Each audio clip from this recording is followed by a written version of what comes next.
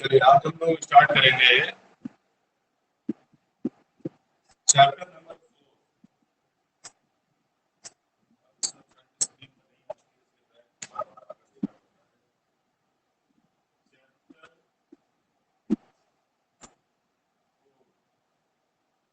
that is chemical kinetics. Chemical kinetics. ठीक है,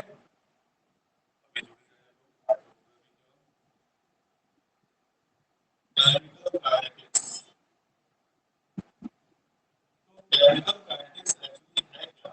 सबसे पहले ये समझते हैं। केमिकल काइनेटिक्स क्या हो गई? आवाज क्लियर नहीं है। क्या बना? बोर्ड आवाज क्लियर नहीं है। आवाज क्लियर नहीं है। अच्छा, अब देखो,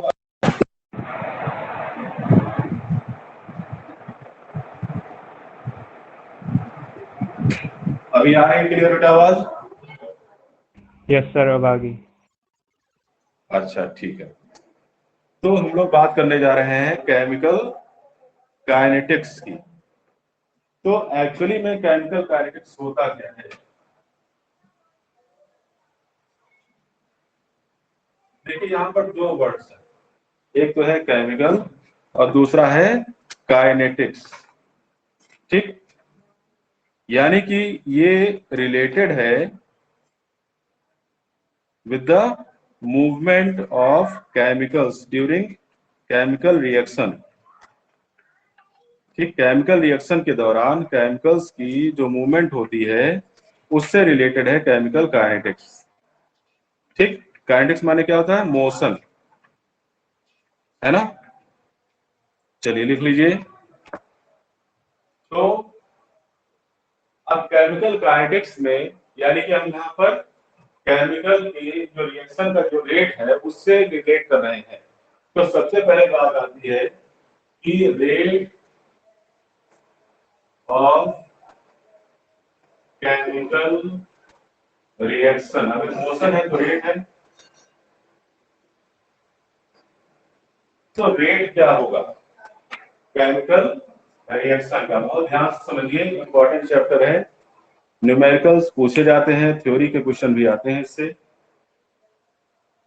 और इसका भी वेटेज जो है वो 5 मार्क्स का है बोर्ड में। ठीक, कंपटीशंस में इसमें भी आपको 1 या 2 क्वेश्चन देंगे। अब देखिए रेट क्या होगा। सपोज दैट यहाँ पर हमारे पास एक रिएक्टेंट आर है जो कि कन्वर्ट हो रहा है पी प्रोडक्ट में। ओके, तो आर को पी प्रोडक्ट में चेंज होने में जो टाइम लगता है वो लगता है 30 सेकेंड। क्या लगता है? 30 सेकेंड लगता है भाई।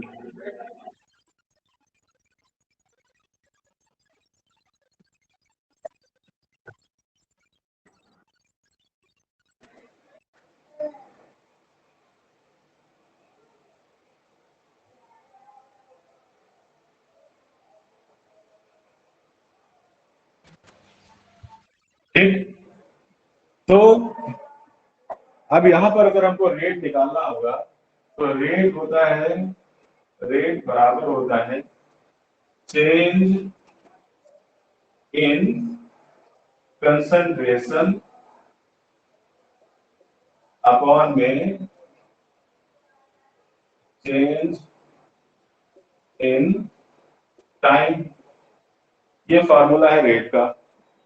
तो अगर यहाँ कंसंट्रेशन रिएक्टेंट के कंसंट्रेशन में अगर चेंज आता है delta R, delta R concentration of reactant, और टाइम में चेंज है डेल्टा टी, तो इसी को हम बोलेंगे रेट।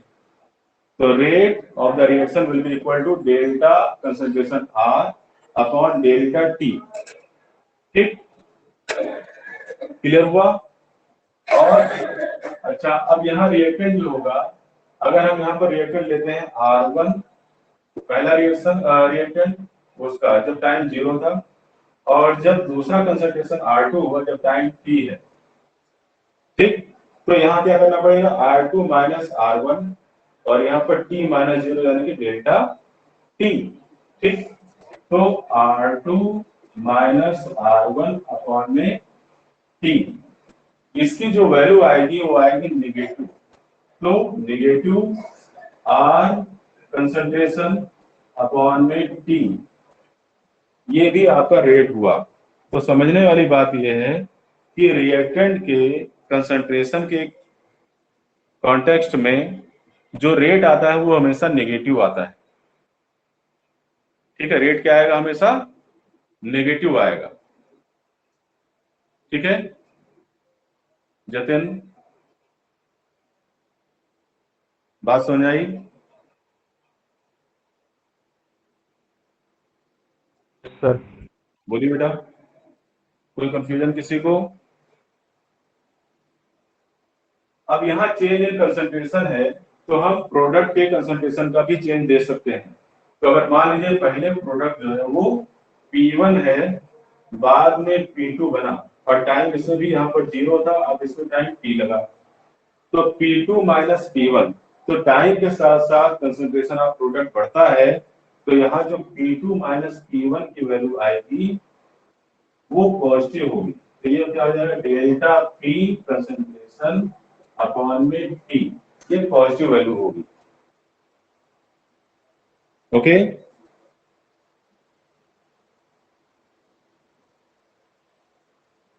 कंफर्म है सबको? मिटा दें? यस बोलो बेटा, सर। लिख लिया? Yes sir.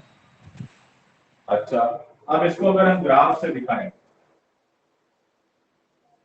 अगर इसके लिए ग्राफ बनाते हैं तो वो ग्राफ कुछ इस तरह से बनता है।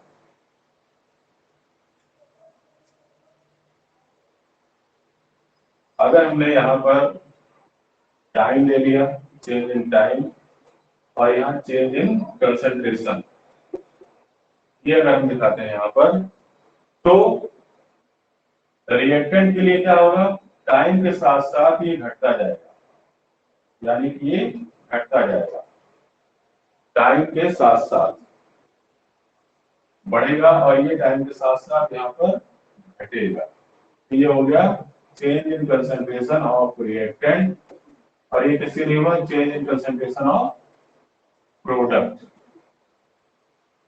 ठीक, और जहां पर रिएक्टेंट और प्रोडक्ट के कंसंट्रेशन यूनिफॉर्म हो जाते हैं वो कहलाता है इसका इक्विलिब्रियम। इक्विलिब्रियम, ये इक्विलिब्रियम हो गया। ये ग्राफ समझ आया सबको?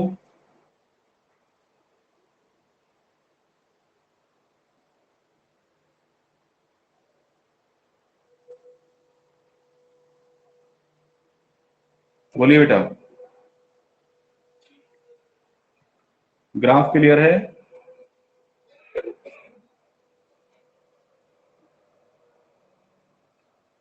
अब इसकी यूनिट क्या होगी, देखो,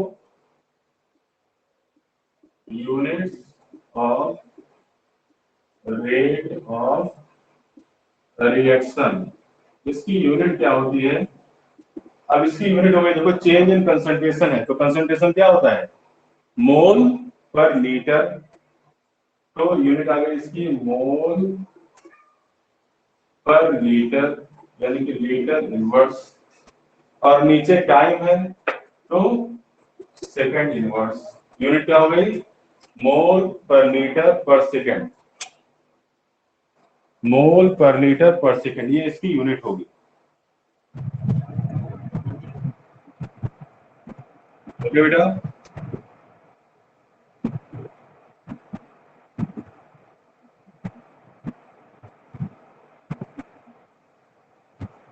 हेलो, यस सर, क्लियर। ठीक है। अब आते हैं हम लोग types of rate of reaction.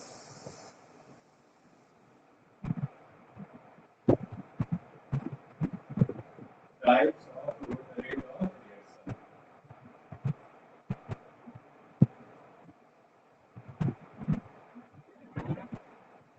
of rate of reaction। अब टाइप में सबसे पहले आएगा average rate, number 1 average rate. अब एवरेज रेट का मतलब क्या हुआ, देखो फिर से ग्राफ से देखते हैं। अगर यहाँ पर change in concentration of reactant कुछ इस तरीके से है, ये किसका है, change in concentration of reactant with time, ये कुछ इस तरीके से है, ठीक। अब यहाँ टाइम t1 पर इसका कंसंट्रेशन, जब टाइम t1 है तो इसका कंसंट्रेशन मान लीजिए यहाँ पर R1, और टाइम t2 पर इसका कंसंट्रेशन जो है वो ये हो गया, ठीक। तो इसका एवरेज रेट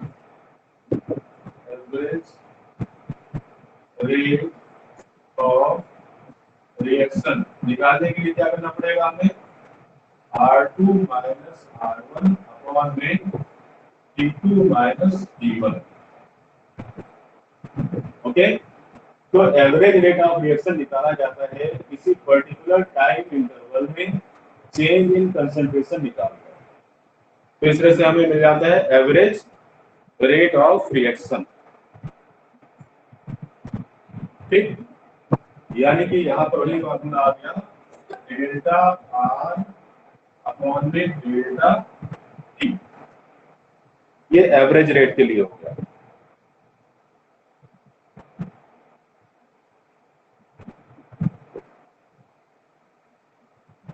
ठीक है।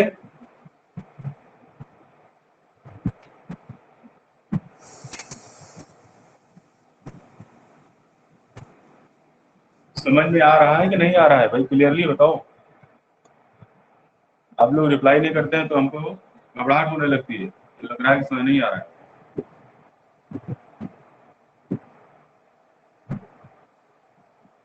आ गया समझ में?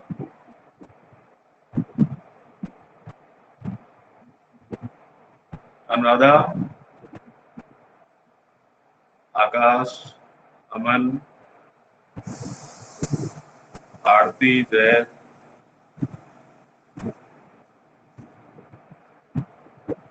हेलो,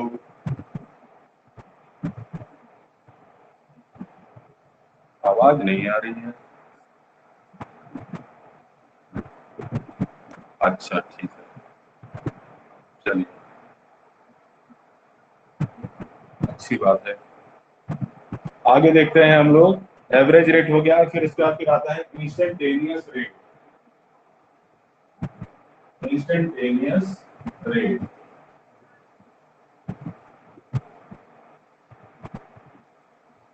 सेकंड होता है इंस्टेंटेनियस रेट। अब इंस्टेंटेनियस रेट क्या होता है, इंस्टेंटेनियस रेट का मतलब होगा, फिर से देखो ग्राफ से समझो।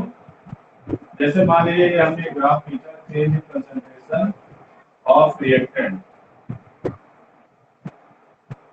Change in concentration of reactant with time, ये इसके लिए हमने ग्राफ खींचा है। अब अगर इसका इंस्टेंटेनियस निकालना है तो हम क्या करेंगे, किसी एक पर्टिकुलर टाइम पर निकालना है, तो इस तरह से हम पर्टिकुलर टाइम पर क्या करेंगे, ग्राफ प्लॉट करेंगे, और जहां पर ये इसको टच करेगा उसका टाइम और कंसंट्रेशन निकालेंगे। ये टी हो गया और ये हो गया आर, ठीक। तो किसी पर्टिकुलर टाइम पर जो कंसंट्रेशन होता है, इनका ratio he instantaneous rate of reaction होता है। तो इंस्टेंटेनियस रेट इक्वल टू क्या आ गया, आर अपॉन टी, क्या हो गया, आर अपॉन टी, ठीक। इसको क्योंकि ये बहुत ही माइन्यूट इंटरवल होता है, इसलिए उसको हम बोल सकते हैं डेल्टा, क्योंकि नेगेटिव जाएगा तो minus delta R upon delta T. Delta जो है बहुत ही माइन्यूट वैल्यू को दिखाता है, यानी कि यहाँ पर बहुत ही माइन्यूट टाइम इंटरवल में चेंज ऑफ कंसंट्रेशन देख रहे हैं, तो उसी को इंस्टेंटेनियस बोलेंगे। क्लियर हुआ बेटा? इंस्टेंटेनियस। अब इसके बाद फिर थर्ड आता है, थर्ड रेट ऑफ रिएक्शन, बल्कि थर्ड क्या है, वैसे हो ही गया, पर्टिकुलर हो ही गया, इंस्टेंटेनियस, चलो दो ही रखते हैं इसको, है ना, थर्ड नहीं देखते हैं हम। लेवल देखते थे एक एग्जाम्पल, रेडिएशन हो गया, इंस्टेंटेनियस हो गया, अगला हो जाएगा एग्जाम्पल इसका। जैसे एग्जाम्पल है the decomposition of ammonia, question है the decomposition of ammonia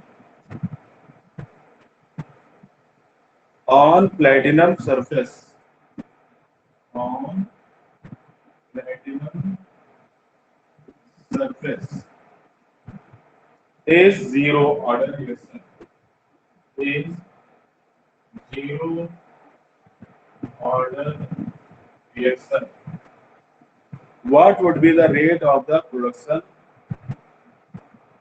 What would be rate of production of N2 and H2 if K equal to 2.5 to the power -4 mole per liter per second।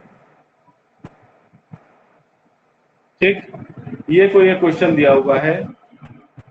अब problem ये है कि अभी आपने zero order पढ़ा नहीं है, क्वेश्चन हमने जीरो ऑर्डर का ले लिया है। ठीक, तो इसको अभी हम लोग पेंडिंग में रखेंगे क्योंकि जीरो ऑर्डर अभी आपने नहीं पढ़ा, तो इसको भी छोड़ दीजिए, क्वेश्चन लिखकर छोड़ दीजिए, तो बाद में हम क्वेश्चन करेंगे। ठीक, अभी रहने दो उसको, जीरो ऑर्डर बता दें तब फिर पढ़ना, वरना समझ नहीं आएगा क्या फायदा।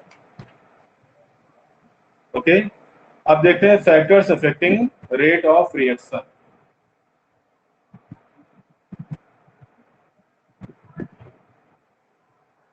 Factors affecting rate of reaction,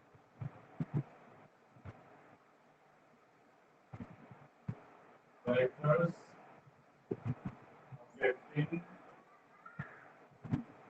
rate of reaction. Rate of reaction किसकी वजह से प्रभावित होता है? तो पहला आता है इसमें नेचर ऑफ रिएक्टेंट। क्या है? Nature of reactant, nature of reactant. अब नेचर ऑफ रिएक्टेंट पर कैसे डिपेंड करता है? देखिए, जो अलग अलग रिएक्टेंट है उनका रेट ऑफ रिएक्शन भी अलग अलग होता है। क्यों? क्योंकि हर एक रिएक्टेंट में जो एटम्स के बीच में लगने वाले बॉन्ड हैं, उन बॉन्ड्स की स्ट्रेंथ अलग अलग होती है, अट्रैक्शन फोर्स अलग अलग होता है, तो उनके बॉन्ड को तोड़ने के लिए अलग अलग अमाउंट ऑफ एनर्जी रिक्वायर्ड होती है, इसलिए उनका रेट ऑफ रिएक्शन भी डिफरेंट होता है। तो क्यों हो गया ये? Because different reactants have different bond dissociation enthalpy, क्योंकि अलग अलग जो रिएक्टेंट होते हैं उनकी बॉन्ड डिसोसिएशन एंथैल्पी भी अलग अलग होती है। ओके, अब कैसे इसको मानोगे भाई, कैसे इसको समझोगे? अब जैसे अगर हम लकड़ी जलाते हैं तो लकड़ी से मिलने वाली एनर्जी अलग है, कोयला जलाते हैं तो उससे मिलने वाली एनर्जी अलग है, और एलपीजी जलाते हैं तो उससे मिलने वाली एनर्जी अलग है। इसलिए दोनों की जो बर्निंग रेट होगी तीनों की वो अलग अलग होती है। बात समझ आई बेटा?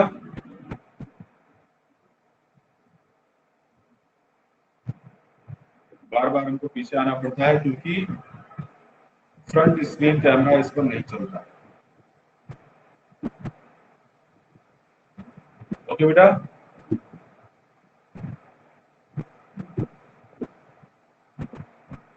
ठीक है। चलिए आगे देखते हैं हम लोग। सेकंड जो इफेक्ट डालता है that is the concentration of reactant. Concentration of reactant. अब रिएक्टेंट का कंसंट्रेशन किस तरीके से इफेक्ट डालता है रेट ऑफ रिएक्शन पर। देखो, जितना ज्यादा हायर अमाउंट में कंसंट्रेशन प्रेजेंट होगा, रिएक्शन उतनी ही फास्ट होगी। कैसे पता? क्या बताया हमने? Higher the concentration of reactant,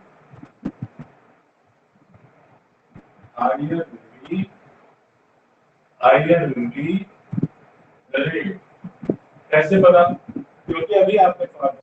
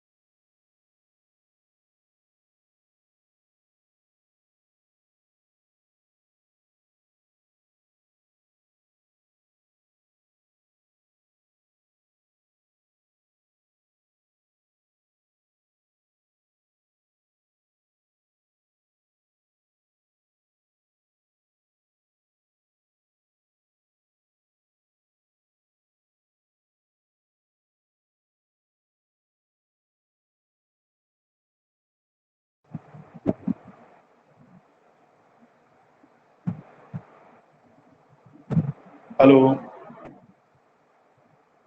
कहाँ गया भाई वीडियो? हेलो,